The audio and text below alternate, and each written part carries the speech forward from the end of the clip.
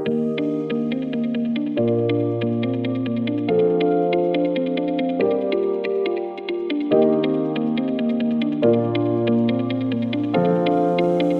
दोस्तों, तो आपका स्वागत है इस ट्यूटोरियल में। तो इस ट्यूटोरियल में हम सीखने जा रहे हैं 100 प्लस फंक्शंस आपके एक्सेल के, जो कि हम यूज़ करेंगे आपका डेटा एनालिटिक्स में, और जिनसे हम अपनी रिपोर्ट्स को और डेटा को बहुत अच्छा मैनिपुलेट कर सकते हैं।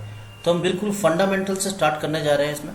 तो फंडामेंटल में मैं जो सबसे पहले फंक्शन आपको बता रहा हूँ वो बता रहा हूँ आपका किसी रोज़ को टोटल करना।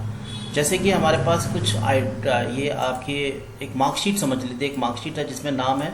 अगर हम इनको टोटल करना चाहते हैं इसके अंदर, तो सबसे पहले फंक्शन क्या आता है, equal to sum, bracket open करेंगे और यहाँ से ये सेलेक्ट करके ऐसे ड्रैग करेंगे और एंटर मारेंगे। तो यानी कि ये क्या करेगा, जो भी सेल्स हैं आपकी B3 से लेकर F3 से, उन सबको सेलेक्ट करेगा और ऐड कर देगा। डबल क्लिक करेंगे तो ये सारे के सारे आपके नंबर ऐड हो जाएंगे। तो this is a very easy way to इन सबको ऐड करने के लिए।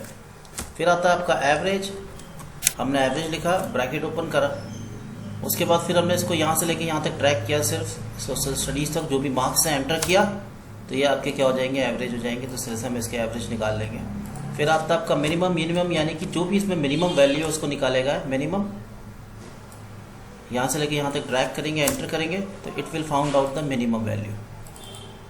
इसके बाद हम नेक्स्ट जाते हैं। अब इसमें देखते हैं मैक्सिमम। तो मैक्सिमम के लिए क्या करेंगे, इक्वल टू मैक्स। तो मिनिमम के फॉर्मूला है इक्वल टू मिन, मैक्सिमम के लिए फॉर्मूला इक्वल टू मैक्स। जो भी नंबर उनको लेंगे तो उन नंबरों में से जो भी आपका मैक्सिमम नंबर होगा ये आपका निकाल के इसमें से बता देगा। ये कुछ इसमें हमने सेलेक्ट नहीं कर पाए। ब्रैकेट ओपन करेंगे, फिर हम इसको सेलेक्ट करेंगे, उसके बाद फिर एंटर मारेंगे। तो now we have find out the maximum number. तो इस तरीके से हम इसमें से एवरेज, टोटल, मिनिमम, मैक्सिमम ढूंढ पाए। नेक्स्ट आता है इसमें से हम काउंट। मान लो काउंट करना चाहते हैं हम नंबर ऑफ लोग कितने हैं इसके अंदर, मतलब कि कितने नंबर ऑफ स्टूडेंट्स ये स्टूडेंट्स हैं। तो इसके लिए हम क्या यूज़ करेंगे, इक्वल टू काउंट,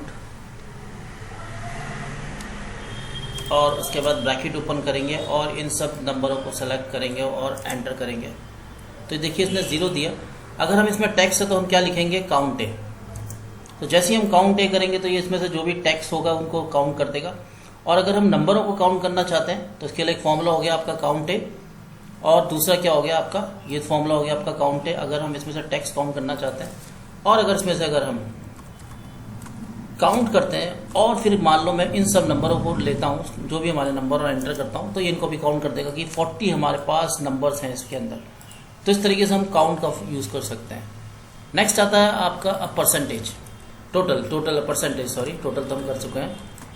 तो परसेंटेज करने के लिए हम क्या करेंगे, यहाँ पे मैं इसको थोड़ा सा डबल करके बड़ा कर देता हूँ। तो परसेंटेज के लिए हम क्या करेंगे, इक्वल टू परसेंटेज के लिए टोटल मार्क्स, ये हमारे टोटल मार्क्स हैं जो कि G3 में लिखे हैं, डिवाइडेड बाय जितने में से ये आए हैं। ये आए हैं आपके 1 2 3 4 500 में से, और इसको हम मल्टीप्लाई कर देंगे 100 में से, तो that will give you the percentage. तो इस तरीके से हम अपनी परसेंटेज निकाल पाएंगे इसमें से। तो this way we can find out total, average, minimum, maximum, percentage. Next is your rank. तो रैंक फंक्शन क्या करेगा, आपका ये बताएगा कि कौन इनमें से फर्स्ट आया, कौन इनमें से सेकंड आया। तो इसके लिए हम क्या करेंगे, इक्वल टू रैंक लिखेंगे इसमें। रैंक लिखने के बाद हम क्या करेंगे, जो भी हमारी परसेंटेज, हम परसेंटेज के हिसाब से या टोटल के हिसाब से रैंक ले सकते हैं। सबसे पहले नंबर के ऊपर क्लिक करेंगे, कॉमा लगाएंगे, और ये पूरी की पूरी रेंज ले लेंगे। इसको जो हम पूरा जब सेलेक्ट करेंगे, इसको क्या बोलते हैं हम, रेंज सेलेक्ट करना। तो K3 से K10 तक हमने रेंज ली है। K3 हमारा फर्स्ट नंबर है, लेकिन हम जैसे ही इसको दबाएंगे आपका, और इसमें क्या दबा देंगे आपका, इसको सेलेक्ट करके कंट्रोल ऑल्ट FN F4 या F4 जो भी आपके कीबोर्ड से यूज़ होता है। तो मेरे कीबोर्ड से क्या यूज़ होता है आपका, सिर्फ F4। तो मैंने इसको लॉक कर दिया।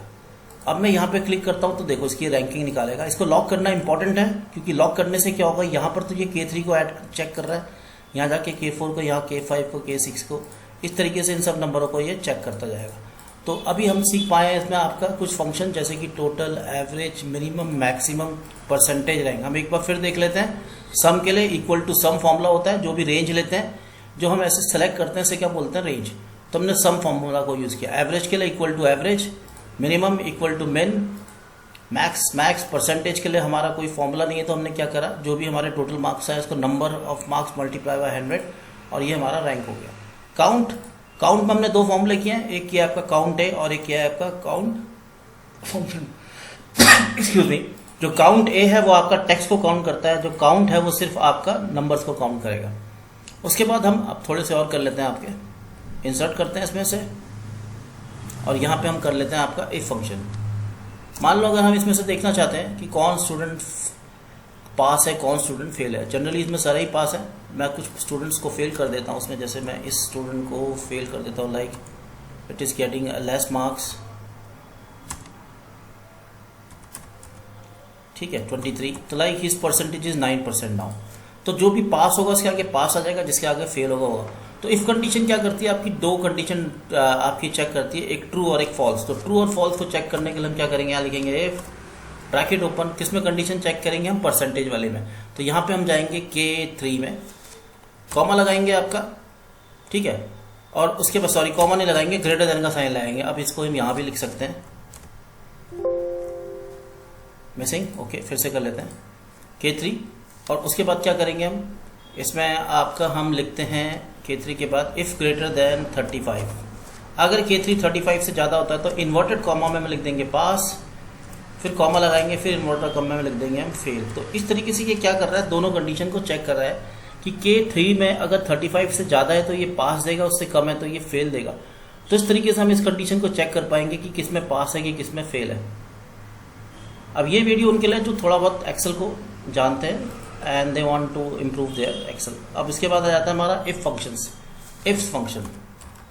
अब इफ फंक्शन में क्या करेंगे हम, इसमें मल्टीपल कंडीशन दे सकते हैं, लाइक इफ ग्रेटर देन 80 हम क्या कहते हैं, हम स्टेटिक ए ग्रेड दे देते हैं, ग्रेटर देन 60 हम दे देते हैं बी ग्रेड, और हम एक कंडीशन और ले लेते हैं इसमें, ग्रेटर देन 40 सी ग्रेड, और ग्रेटर देन 35 डी ग्रेड, और हम एक कंडीशन और ले लेते हैं, लास्ट हो जाती है फेल।